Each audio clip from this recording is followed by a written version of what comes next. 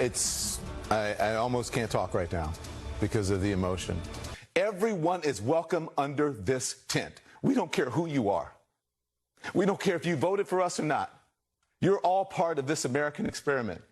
I was so overwhelmed to hear that. I don't care what people think, if they think I'm biased or not, if whatever, I don't care. And so I'm very emotional. So when you ask me how I'm feeling right now, I'm sorry. That's all I can tell you. This is how I feel right now. I am so happy to have this platform to be able to do this. I may not have it after this, but I really don't care. I am so happy. I don't care. Take it from someone who does this gig for a living. If you can't keep your emotions in check to think clearly, you are a child, go do something else. I don't care if people think I'm biased or not. There you go. And they really don't care, because they don't need to, because they won or claim they do. Like all hasty decisions, the one they're trying to force on us, we will regret it. Have you ever made a hasty decision you can live with long term? No. No, you haven't.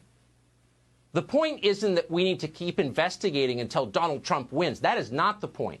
The point is we need to find out what happened so that the rest of us believe the system is real. And to make that happen, Congress ought to investigate every meaningful claim of illegal voting. Every legitimate claim that is raised must be investigated. Would that become a circus? Of course. Would a congressional hearing on voter fraud descend inevitably into partisan posturing? What do you think? Yeah, it's guaranteed. But there's no choice. It's still worth it. An investigation like that, a federal investigation, would produce facts. And we need facts. Transparency is the key. Without it, there's no hope. Ever wonder why people on both sides are embracing conspiracy theories? Why do you think that's happening? And you can't just make them go away or shut down the websites. People reach for that. Why? Because they know the people telling the official story are lying, and they are lying. And the moment they try to get real answers from the people in charge, here's what happens. All of you, suck it up. Suck it up like we sucked it up. And if you are not sure that you're comfortable with Joe Biden, do what we did. Find things and then take it to the law. And if the law says it's something to look at it. But from now on, suck it up. Grow the pear for him that he can't grow for himself. Because this is ridiculous. You're not sure that he won. You bringing into question all these Americans who voted legally, came out and stood and voted. How dare you question it? The unhappiest people in the world have all the power. And how dare you question it? How dare you ask why dead people are voting? How dare you question the decision desk, plebe? Who are you? Their contempt, evident all along, is completely out in the open right now. If you won't admit that Joe Biden is the president, even though votes are still being counted, guess what you are? And you saw this coming, ladies and gentlemen. You're a racist. More white people voted for Donald Trump in 2020 than they did in 2016. So the reckoning that we're experiencing as a nation, at least to my mind, shows us that race, selfishness, greed continue to threaten the very life of our republic. Oh, of course. Racism, says the Princeton professor. Of course. Not a surprise. That's always the answer when they want to force you to be quiet. The question is there a shelf life on this? How long do the people in charge think they can continue making the same play again and again and again? How long can the most privileged people in our society, the Princeton professor, berate those beneath them into silence from their perches on cable news? They probably imagine they can do it forever, but they're wrong. It can't last. Nothing this grotesque goes on forever. At some point, it will end. We hope the system won't explode at that point, but that's where we're going. So what's the solution? How do we fix it? How do we bring the country together? How do we calm things down? How do we make an America you want to live in? And the only answer, the only solution is honesty. Let's all stop lying. Lying about everything that matters, every day of our lives. That's what we're doing now. Have you noticed? How many times did you lie today because you had to? Let's repeal our national dishonesty mandate. It's a law never codified, but still ruthlessly enforced. And tell the truth instead. That's our only hope. Tell the truth about everything. Declassify the documents. Note the obvious right in front of you. Get to the bottom of it all. Why shouldn't we do that? What we're doing now clearly isn't working. Enforced lying is making everyone paranoid and crazy. Truth cannot be worse than what we're living through now. One of the first things that we should be honest about is that the worst forms of election tampering took place far from polling sites. It wasn't votes from dead people. Those are bad. But they weren't the worst thing. The worst thing was more obvious than that. The worst thing was Silicon Valley. The tech monopolies spent the final weeks of the presidential election suppressing the voices of Trump supporters and hiding damaging information about his opponent, Joe Biden. That happened. We saw it firsthand. We experienced it. You may have too. In August, Facebook banned the pro-Trump Super PAC Committee to Defend the President from buying any campaign advertising. What? What election has that happened in? None. Just a few weeks ago, as you well know, the New York Post published true and accurate details of the Biden family's lucrative overseas influence peddling operation, which was real, which Joe Biden knew about. Facebook, in turn, limited the distribution of this article, and Twitter blocked people from posting. In other words, they censored it. They kept people from knowing about it. And on what basis? Nothing in those articles was untrue. But they censored it anyway, along with any content that was critical of lockdowns and mandatory mask wearing. Why? Because Biden supported those. There are many threads to this. There's overwhelming evidence it happens. We'll just pick one piece. A report from Breitbart. They took a lot of time to look into what Google was doing to them.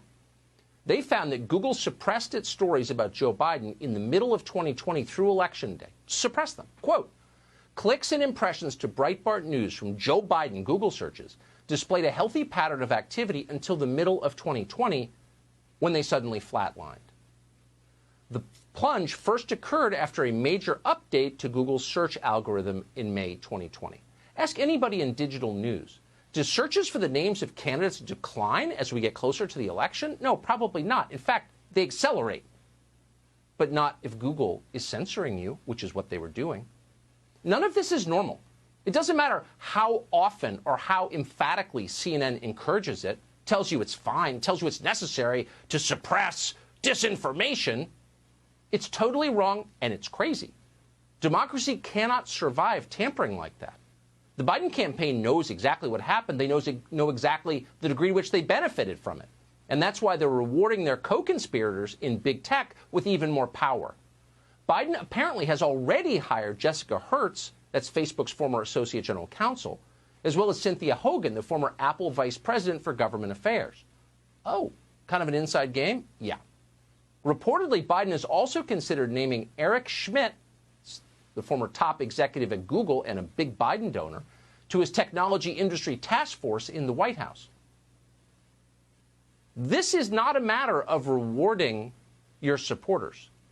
It's much bigger than that, and it's of deep concern to every American. If we're going to have free and fair elections going forward, and we must, then we have to end Silicon Valley's total control over information. It's the first thing we must do. We can't have free and fair elections without doing that. If voters aren't allowed to learn critical facts about political candidates before they vote, you can't have a democracy. And of course, that's why they're doing it. And then at some point, we need to understand what happened to the polls. The polls this year were profoundly wrong. They're pretending otherwise now. They were fine. They weren't fine. They're lying to you when they tell you they were fine.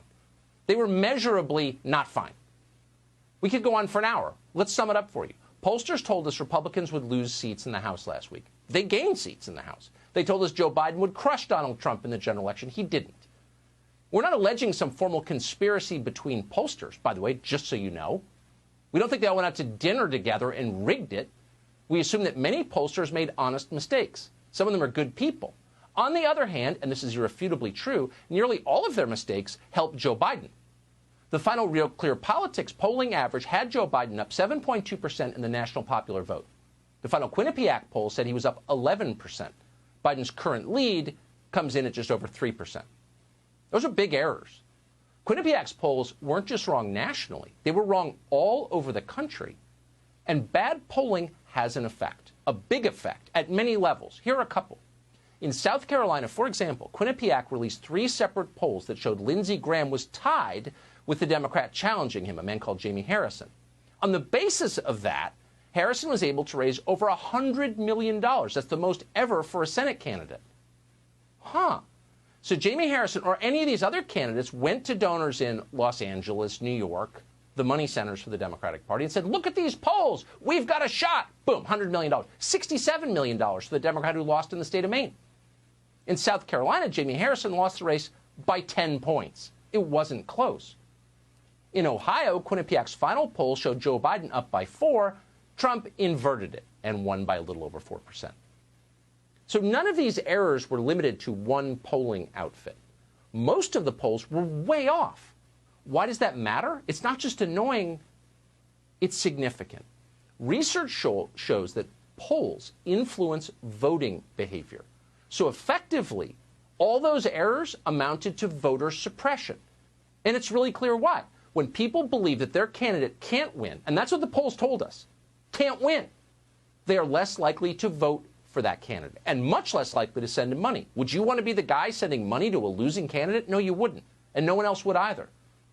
A study by researchers at McGill University and the University of Toronto found this, quote, polls may lead people not to vote for a given party because that party is perceived to be unlikely to win. Yeah, didn't need researchers to tell us that. That's obvious. Maybe that's why they did it. We don't know. We should find out. And finally, another massive source of election interference that we should get to the bottom of came from our public health authorities and the politicians who run some of our biggest cities. This unfolded over months. We chronicled it in detail on this show. We'll continue to. But the bottom line is they leveraged the coronavirus pandemic to move votes. They certainly leveraged the pandemic to change the way we vote in ways they knew would benefit them. They're almost willing to admit that now.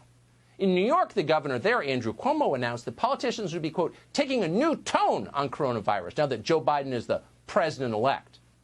In other words, the great orange emergency has passed now, and it's party time. Watch thousands of Joe Biden supporters, including Chuck Schumer himself, gather side by side, literally sharing wine bottles in the streets. Suddenly, the deadly epidemic scares them not at all. Now we take Georgia, and then we change the world. Yeah! I'm sorry, can you repeat that, Mr. Schumer? Now we take Georgia, and then we change America. Yeah, and then we change America. We could go on tonight about what happened in last week's election, and in future shows, you know that we will. But for now, let's sum it up. Here's the point. We don't know how many votes were stolen on Tuesday night. We don't know anything about the software that many say was rigged. We don't know.